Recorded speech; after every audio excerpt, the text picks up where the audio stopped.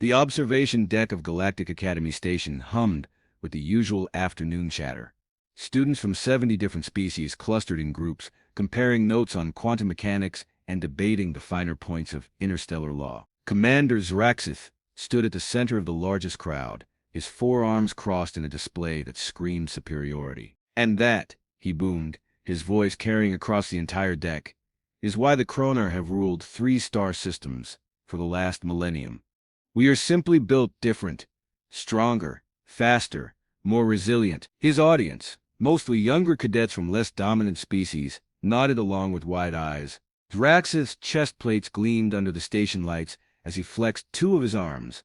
The muscles rippled beneath his scaled skin like liquid metal.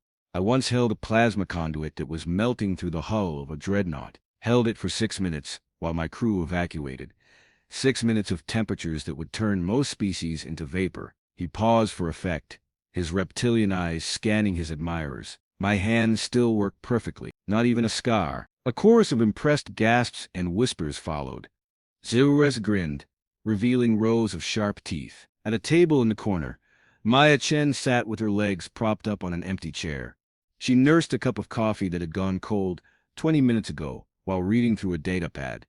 She did not look up. She did not react. She simply turned another page of her tactical analysis report. "The Kronar physiology," Zraxith continued, warming to his subject, "can withstand gravitational forces that would crush lesser beings into paste. Our bones are reinforced with natural metallic compounds. Our muscles contain fibers stronger than most ship cables. We heal from wounds that would be fatal to others." He pointed at a nervous-looking Valerian in the crowd. "Your species can barely handle 2 gravities before your organs start failing. Correct?" The Valerian nodded meekly. "We train at 7 gravities. As children." Zraxith laughed, a harsh barking sound. "The humans here at the Academy, they complain when the gravity generators fluctuate by 0.2%. 0.2. Can you imagine being so fragile?" Maya finally looked up. Her dark eyes met Zraxith's across the observation deck. She raised one eyebrow, took a long sip of her terrible coffee, and returned to her datapad without saying a word. The dismissal was so casual, so complete, that it took Zraxith a full 3 seconds to process what had happened. His scales flushed a darker shade of green, a clear sign of irritation among his kind. "You," he called out, pointing one of his forearms directly at Maya. "Human, do you have something to add to this discussion?" Maya closed her datapad slowly. She set down her coffee cup with deliberate care. Then she stood, stretched like someone who had just woken from a particularly boring nap, and yawned. The yawn was long, theatrical, and utterly devastating in its complete lack of concern. "Sorry," she said, her voice dripping with the kind of sarcasm that could corrode hull plating. "Were you talking to me? I thought I heard something, but it sounded like the environmental system's recycling waste." The observation deck went silent. Several students actually backed away, sensing the sudden shift in atmosphere. Zraxith's scales now bordered on black with rage. "You dare mock me?" His voice dropped to a dangerous growl. "I am a decorated commander of the Kronar Imperial Fleet. I have fought in campaigns that lasted longer than your entire species has been spacefaring." Maya walked toward him with a stride that suggested she had all the time in the universe. Her standard academy jumpsuit looked somehow more intimidating than Zraxith's full-dress uniform with its medals and rank insignia. "Oh, I am sorry," Maya said, stopping about 3 meters from the towering alien. "I did not realize we were measuring accomplishments by how long we have been losing wars against our neighbors. My mistake. Please, continue telling everyone how scary you are. I am sure it is very impressive to the first years." A Valerian in the back made a sound that might have been a suppressed laugh. Zraxith's 4 hands clenched into fists. "You think you are clever with words, human. But when it comes to actual physical capability, your species is a joke. Soft, weak. You evolved on a paradise world with gentle weather and easy prey. You have never known real hardship." Maya tilted her head. "Paradise world. Right. Tell me something, Commander. What is the gravity on your homeworld?" Zraxith straightened with pride. 1.4 standard gravities. We evolved in conditions that made us naturally superior. Uh-huh. And the atmospheric pressure? 0.9 standard. Temperature range? 15 to 30 degrees in the habitable zones, Zraxith said, confusion creeping into his voice. What does this have to do with anything? Maya smiled. It was not a nice smile. It was the smile of someone about to utterly destroy an argument with facts that hurt. Earth has a gravity of 1.0 standard. Sure, but our atmospheric pressure varies wildly depending on altitude and weather patterns. We have locations on our planet where the pressure drops so low your lungs would collapse. We have trenches in our oceans where the pressure would crush your supposedly superior bones like dried leaves. She started counting on her fingers. Our temperature range goes from -80 degrees to +70 degrees. In some places, the weather can shift 100 degrees in a single day. We have storms that generate winds strong enough to throw vehicles through buildings. We have deserts where nothing can survive without water for more than hours. We have frozen wastelands where exposed skin dies in minutes. Zraxith opened his mouth, but Maya was not finished. Oh, and prey. You mentioned easy prey. Commander, the apex predators on Earth include animals that can run at 70 kilometers per hour, have jaws strong enough to crush bone, and hunt in coordinated packs. We have bears that weigh 800 kilograms and can tear through metal. We have sea creatures the size of your patrol ships. We have insects that can kill with a single sting and diseases that can wipe out entire populations. She took another step closer. Zraxith actually backed up half a step before catching himself. And you know what humans did? We did not evolve claws or scales or 4 arms. We evolved something much more dangerous. We evolved the ability to look at a hostile environment trying to kill us and say, not today. We learned to make tools. We learned to adapt. We learned to turn every single thing that wanted us dead into either food or a resource. The observation deck had gone from silent to absolutely frozen.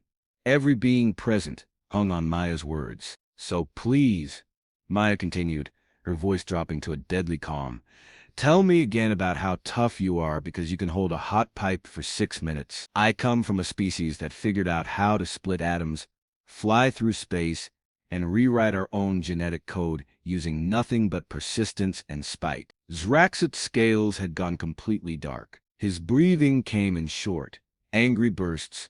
You think words make you strong? Fine. Meet me in the Combat Simulation Center. Tomorrow, dawn cycle, we will see how well your species stacks up against mine, when fists start flying instead of insults. Maya shrugged. Sure, sounds fun. But just so we are clear, when you lose, you are going to apologize to every human at this academy for being an arrogant windbag. Deal? When I win, Zraxith snarled, you will never speak in my presence again, and you will tell everyone here that the Kronar are the superior species. Deal. Maya stuck out her hand for a shake. Zraxith stared at the offered hand like it might bite him. Then, with clear reluctance, he reached out with one of his massive 4-fingered hands and grasped hers. Maya squeezed, hard, harder than should have been possible for someone half his size with a fraction of his muscle mass. Zraxith's eyes widened. He tried to squeeze back, but Maya's grip was like a mechanical vice. After 3 seconds, he pulled his hand away, flexing his fingers with obvious discomfort. Tomorrow, he repeated, his voice missing some of its earlier confidence. Dawn cycle. Looking forward to it, Maya said cheerfully. She walked back to her table, picked up her cold coffee, drained it in one long gulp that should have been disgusting, and grabbed her datapad. As she headed for the exit, she called back over her shoulder. Oh, and Commander, you might want to do some research tonight. Look up what happened to the last few species that picked fights with humans. Spoiler alert, it did not go great for them. The doors slid shut behind her, leaving an observation deck full of stunned students and one very angry Kronar commander who was beginning to suspect he had made a terrible mistake. Lieutenant Koros, a smaller Kronar and Zraxith's assistant, sidled up to his commander. Sir, perhaps we should reconsider. The humans have a reputation. Reputation, Zraxith spat, built on propaganda and luck. Tomorrow, I will show this entire academy what real strength looks like. I will break that arrogant human and remind everyone why the Kronar are feared across the galaxy. But even as he said it, Zraxith found himself rubbing his hand where Maya had gripped it. The skin still tingled. And somewhere, deep in the part of his brain that had kept his ancestors alive through countless battles, a small voice whispered a warning. He ignored it. Dawn cycle at Galactic Academy Station meant the lights slowly increased to simulate a planet-side morning. Maya arrived at the Combat Simulation Center exactly on time, wearing a simple training outfit and carrying a water bottle. She looked like she was preparing for a light workout rather than a fight that half the Academy had stayed up to witness. The simulation center had filled to capacity. Students lined the walls 3 deep, perched on equipment lockers, and crowded around the observation windows. Word had spread through the station like wildfire. Human versus Kronar. Pride versus pride. This was the kind of event that would be talked about for semesters. Zraxith stood in the center of the main combat ring, already warmed up and ready. His forearms moved for practice strikes that whistled through the air. Each punch could have dented steel. His scales had been polished until they gleamed, and he wore the traditional combat wraps of his species. He looked absolutely terrifying. Maya hopped over the rope into the ring, rolling her shoulders and cracking her neck. She looked absolutely calm. Instructor Volkara, a veteran Phyrexian warrior who ran the combat programs, stepped into the ring with her 8 legs clicking on the mat. Her compound eyes surveyed both fighters with equal skepticism. "This is a sanctioned training bout," Volkara announced, her translated voice echoing through the center. "Standard Academy rules apply. No lethal force. No permanent injury. Fight continues until submission, unconsciousness, or my intervention. Both parties have agreed to these terms." "Confirmed." "Confirmed," Zraxith growled. "Yep," Maya said. Volkara backed to the edge of the ring. "Fighters ready," both nodded. "Begin." Zraxith charged immediately. His forearms came up in a complex pattern designed to overwhelm an opponent through sheer number of attacks. The first punch came high, the second low, the third and fourth aimed at Maya's center mass.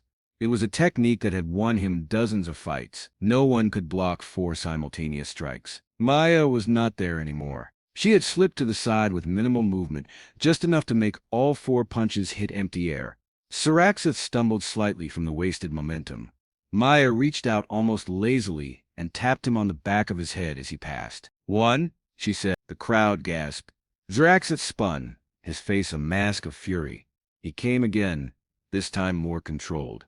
Jab, cross, hook, uppercut, a combination that flowed like water, his all 4 arms in perfect synchronization. Maya ducked under the jab, slipped past the cross, stepped inside the hook, and casually pushed the uppercut aside with 2 fingers. She tapped Zraxith on the chest. "2. Stop playing games," Zraxith roared. He grabbed for her with all 4 hands, trying to use his reach and strength advantage to simply catch and crush her. Maya dropped low, swept one of his legs, and as he fell forward she pushed his shoulder to speed his descent. Zraxith hit the mat hard enough to make the entire ring shake. Maya stepped over him and tapped the back of his head again. 3. The crowd erupted. Cheers, gasps, and shouts of disbelief mixed together. Zraxith scrambled to his feet, his scales flushed so dark they were almost black.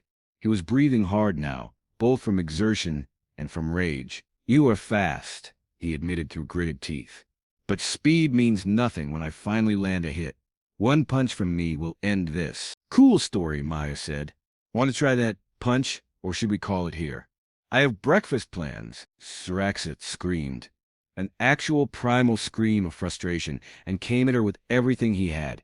No more technique, no more strategy, just raw power and fury channeled into a berserker rush. Maya waited until he was 2 steps away. Then she moved. She did not move away. She moved toward him. She slipped inside his guard too close for his long arms to effectively strike. Her right hand shot up and caught his lowest right arm at the wrist. Her left hand grabbed his upper left arm at the elbow, and then she did something that made every Kronar in the audience go silent with shock. She used Zraxith's own momentum and a perfectly executed hip throw to flip all 200 kilograms of angry alien directly over her back. Zraxith flew through the air, his 4 arms pinwheeling helplessly, and crashed onto the mat with a sound like a small explosion. Before he could recover, Maya had one of his arms twisted behind his back and her knee on his spine. She held him there easily despite his thrashing. "Yield," she said calmly. "Never." Zraxith tried to push up with his 3 free arms.